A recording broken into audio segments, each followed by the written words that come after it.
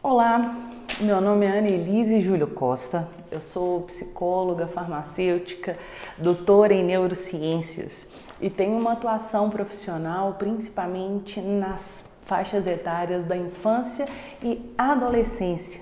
Trabalho com avaliação neuropsicológica e terapia, principalmente terapia com os nossos adolescentes. Sou sócia aqui da empresa Neuropsicoterapia e estou gravando esses vídeos com a temática adolescência para a gente poder discutir um pouco sobre essa fase da vida, né? Que pessoalmente, como psicóloga, como mãe, eu entendo como uma das faixas etárias mais difíceis, né? Tanto para o indivíduo quanto para os pais, né?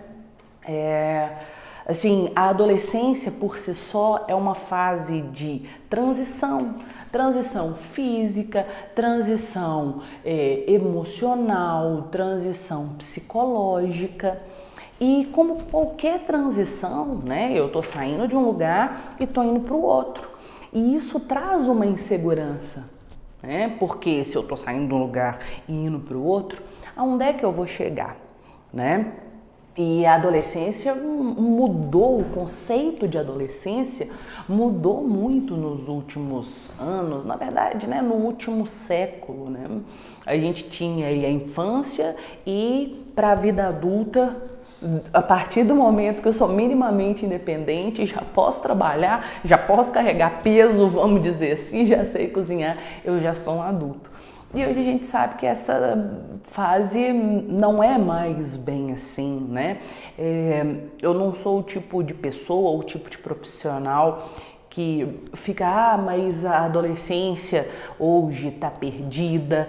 Para falar a verdade, assim, quando vem algum pai e fala assim, nossa, mas esses adolescentes de hoje não tem jeito, eu já não sei mais o que eu faço, é a geração mimimi. Né? Eu fico meio pé atrás, assim, quando eu era adolescente, a minha mãe me chamava de aborrecente, né? Eu sempre penso que, assim, é você entregar que você é velho, você ficar reclamando demais de uma geração atual. Por quê? Eu tô falando de um fenômeno cultural. Então, essa geração de adolescentes atuais tem características. São adolescentes, são indivíduos que não sabem escutar não, mimimi. São características da geração atual. Eu entendo que conversar sobre a adolescência e pensar sobre a geração atual a gente precisa refletir, a gente precisa entender e não simplesmente condenar ou dizer que no meu tempo, né, você aí pai principalmente, ou você aí profissional que vai trabalhar com os pais, vamos evitar esse tipo de frase, no meu tempo, antigamente. Pô, gente, né? Assim como a adolescência é muito diferente hoje, a vida adulta também é muito diferente hoje, o idoso é muito diferente hoje. A minha mãe que não escute, né? Mas minha mãe tem 60 anos e minha mãe com 60 anos não é aquela vozinha tricotando. A minha mãe até tricota, sabe? Mas assim, minha mãe sai, namora, vai pra festa. Né? Quando ela tá mais animada, eu fico dormindo em casa e ela vai pra balada, precisar até busco, né? Então, assim como as outras faixas etárias não são como antigamente, a adolescência atual a gente não pode ficar focando não são como antigamente, né? Bom, mas o vídeo tá ficando extenso demais, vamos ao que interessa. O primeiro ponto que a gente precisa entender é que a adolescência hoje, ela vai dos 12 até os 24 anos. Pô, Annelise, mas até os 24? Gente, se a gente está falando de uma fase que, por definição, é de transição física, psicológica, financeira, né? Acaba que essa transição, ela finaliza hoje, né, para alguma parte da população, principalmente com o final da faculdade. Eu falo para os meus pacientes se acham jovens adultos, mas que são adolescentes ainda, de 20, 21 anos. Cara, você é independente, você sabe o que você quer, mas se você não tem uma independência financeira, você não é independente, né? Ao mesmo tempo que eu quis discutir com vocês aqui antes no vídeo sobre não ficar falando sobre antigamente, algumas lições de antigamente a gente pode trazer, né? É claro que eu não uso clichês enquanto vocês estiverem sobre o teto do pai de vocês, mas é uma coisa quase que lógica. Se eu entro na casa de alguém, se eu entro num estabelecimento, numa igreja ou qualquer lugar, eu preciso estabelecer as regras. Eu preciso seguir as regras daquele lugar, daquela situação. Da mesma forma, né? Um adolescente ele precisa entender isso. Com uma pequena dificuldade. Ele não vai entender como um adulto vai entender. Por quê? Falta experiência de vida, falta amadurecimento neurológico. Hoje a gente já tem diversas evidências que o amadurecimento neurológico ele acontece mais ou menos até essa fase dos 24 anos. Né? Então, assim, não tem jeito da gente exigir algumas coisas de um adolescente uma vez que ele não tem maturidade, tá? E, de novo, não me venham com essa história de uma geração que não amadureceu, né? Porque eu sempre escuto frases do tipo: mas eu amadureci, com 18 anos eu trabalhava.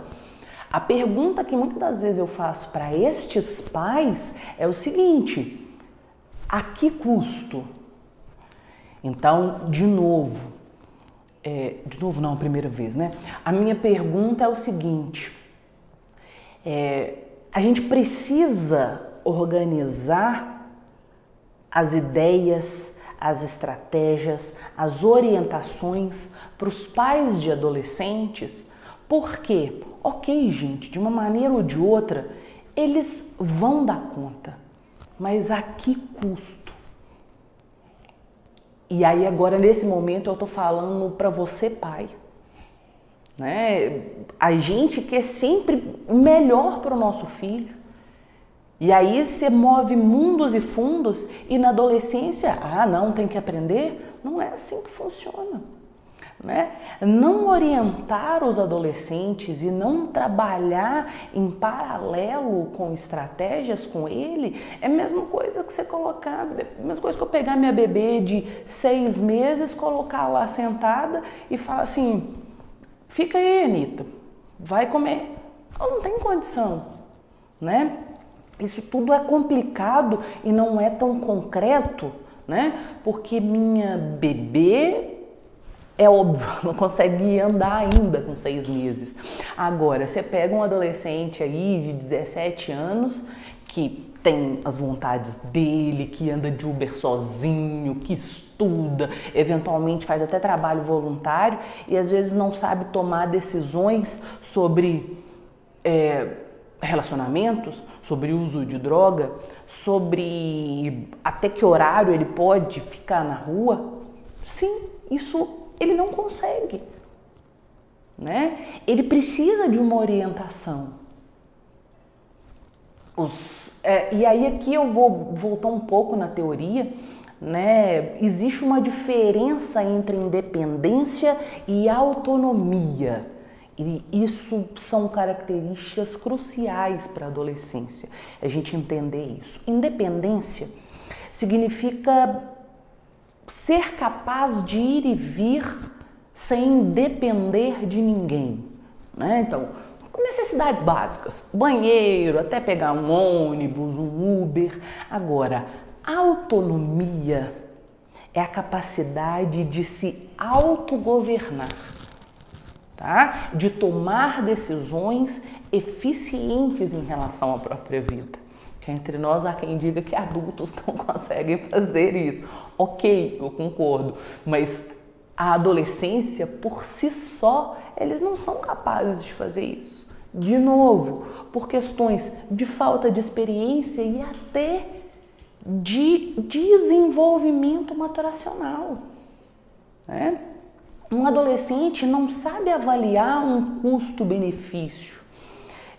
Inclusive, né, a gente tem diversas evidências que mostram que na adolescência o amadurecimento de regiões cerebrais por buscas de sensações e descobertas está lá em cima, enquanto o raciocínio lógico abstrato, a análise de custo-benefício, ela anda um pouco mais devagar. Nossa, Annelise, mas por que contra-evolutivo isso? Por que isso acontece? Gente, a adolescência, que é quando a gente tem mais independência, até física, né? É uma fase que a nossa espécie precisou buscar. Então, se eu ficasse analisando muito custo-benefício, eu não ia explorar, né? E eu não ia conhecer e ocupar novos pontos da Terra. Estou aqui falando de evolução, porque eu sou apaixonada com Darwin, né? Mas sim, tentando fazer o paralelo aqui da minha pequena viagem. A adolescência, por si só, da nossa espécie, é uma faixa etária de risco. Porque a gente precisa buscar, eu preciso arriscar o novo, né? Então fica naquele conflito entre eu preciso seguir ordens de quem me governa, literalmente, pais, né? Mas ao mesmo tempo eu preciso buscar, porque essa geração é diferente dessa. Então não dá para eu seguir todos os valores ou todas as... Enfim, a minha inserção cultural, se eu não busco o novo, se eu vou muito aqui na geração, até nas características paternas, eu não sou adaptado, né? O vídeo está ficando extenso. Um último ponto que eu gostaria de dizer, né, para a gente refletir e depois abrir para os temas específicos, é o seguinte: uma das coisas que eu mais percebo em relação à geração atual de pais é o seguinte: muitas das vezes se teve uma criação mais autoritária, não posso fazer nada, não pode porque não pode, porque eu não quero, tá? E agora a nossa geração de pais quer ser amigo. Eu queria que o meu filho fosse mais meu companheiro, eu queria que o meu filho me contasse mais as coisas. Sim, existem adolescentes que fazem isso, mas a gente não pode exigir isso deles. E um outro ponto bem interessante para os pais pensarem e para nós profissionais orientarmos é o seguinte: se você estabelece uma relação muito horizontal com seu filho, ele perde a segurança. Porque pense você, adulto, em quem você sente segurança? Não é naquela pessoa que sabe mais do que você ou tem mais experiência que você? Eu gosto de dar o exemplo em aula de, se vocês estão precisando de uma supervisão, vocês vão pedir supervisão para um colega? Claro que não. Vocês vão pedir uma supervisão para um profissional que tem mais tempo de serviço, porque ele sabe mais. Então, se você é brother do seu filho, né, se você tem uma relação muito de parceria horizontal, se perde a hierarquia. A hierarquia é importante na relação pai e filho. Por quê? Para dar a segurança que os meninos precisam, né? Hoje as taxas de ansiedade têm aumentado muito. E ansiedade é o que, gente? No popular aí, no senso comum, ansiedade é insegurança. A quem que eu vou buscar? Né? Então, assim, você agora, para você pai e para você mãe, não fique angustiado se eventualmente você sempre teve uma relação super legal com seu filho adolescente e de repente ele não quer compartilhar nada com você, né? É claro que esse nada aqui a gente vai discutir em próximos vídeos. Não é para deixar, não estou autorizando nada adolescentes ficarem isolados ou não dar satisfação nenhuma para os pais. Tá? Mas eu também entendo que a maneira impositiva não é o que funciona, né? algumas coisas são negociáveis e outras não são. Isso funciona em qualquer faixa etária da nossa função enquanto pai e enquanto mãe, né? Eu gosto de alguns exemplos emblemáticos, né? Para crianças de 2 anos. Tem que escolher um sapato e tá chovendo. Você vira e abre a gaveta de sapato, abre o sapateiro e fala assim, filho, escolhe o sapato. Uma criança de 2 anos sabe que chovendo ela não pode sair de chinelo, né? Mas você pode dar autonomia, deixar ela exercer, na verdade não é nem autonomia, é independência. A gente vai voltar nisso em outros vídeos. Mas você pega um tênis e uma bota. E aí, filho? E aí, filha? Qual você quer? O tênis ou a bota? Eu nem estou mostrando o chinelo. O chinelo não é uma possibilidade. Eu, mãe, tenho experiência e tenho maturidade para saber que o chinelo não vai dar certo. Na adolescência, do mesmo jeito. Em alguns pontos, e aí, filho? Por aqui ou por aqui? Um adolescente de 17 anos, né? Domingo de feriado, não tem ninguém na rua. Pai, me empresta o carro para eu ir lá na padaria, que é 2 quarteirões daqui, buscar o pão. Eu já dirijo lá na roça, né? O meu bug já tem 5 anos. Não. Aí o menino pergunta por quê? Isso não está aberto à negociação. Ah, pai, mas eu ligo no Waze, não vai ter... Ah, pai, mas não vai ter ninguém na rua, eu vou devagar. Não é que o pai está duvidando que o menino vai ir devagar, que... não vem ao caso. Algumas coisas, elas são regras. E a gente adulto sabe que não vale o custo, né, de um risco de 2 quarteirões. Ah, pai, eu vou nessa festa de 15 anos.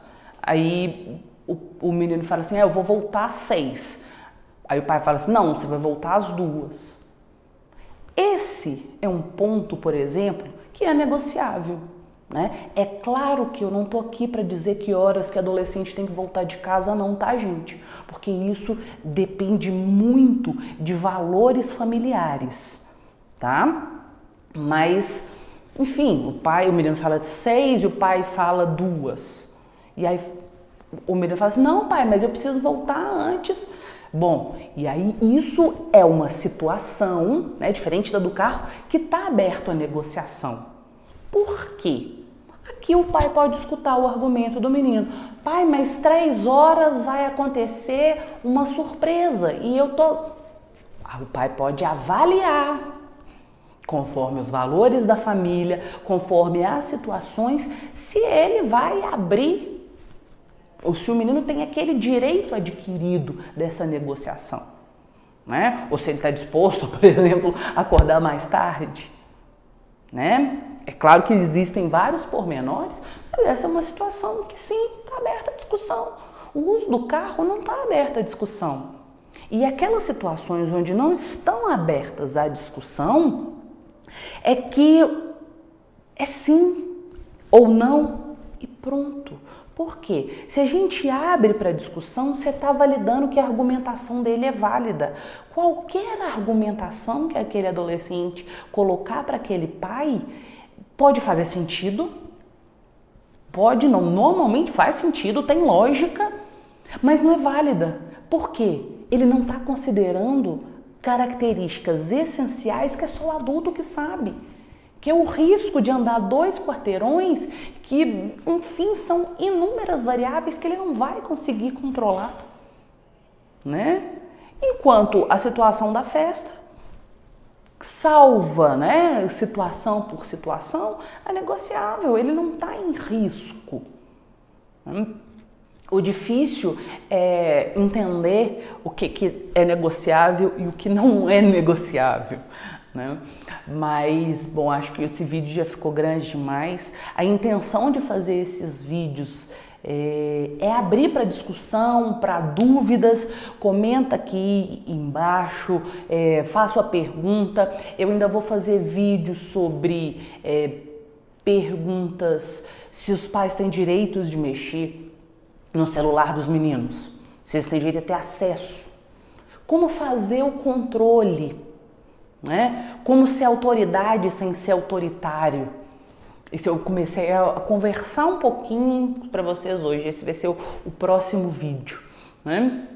E vamos conversar também sobre sexo, sexualidade e outras perguntas ou outras dúvidas que vocês tiverem aí. Desculpa a falação, o vídeo grande, mas como primeiro eu achei importante fazer algumas pontuações e dar exemplo para vocês entenderem.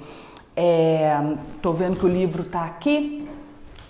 Se vocês, pais e adolescentes, na verdade profissionais, né, que trabalham com adolescentes, quiserem ler um pouquinho mais, eu gosto muito desse livro, Como Criar um Adulto, né? E dá pausa no vídeo aí, depois vocês pegam. E principalmente essa questão do que é negociável e que não é negociável, tem nesse livro aqui, ó, O Cérebro Adolescente, que são estratégias dos 12 aos 24. São livros que eu uso na minha prática profissional, sem declarações de conflito, tá? Então segue a gente aí nas redes, no Instagram, @neuropsicoterapia, no Facebook, tá? A gente tem o site também, www.neuropsicoterapiabh.com. Desculpa, o Instagram é @neuropsicoterapiabh.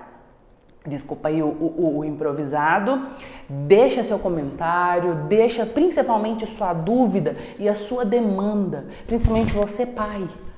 Deixa aqui sua angústia, vamos conversar. Assim como os adolescentes precisam conversar mais, a gente, pai profissional, precisa conversar mais. Bom? Beijo e até o próximo vídeo.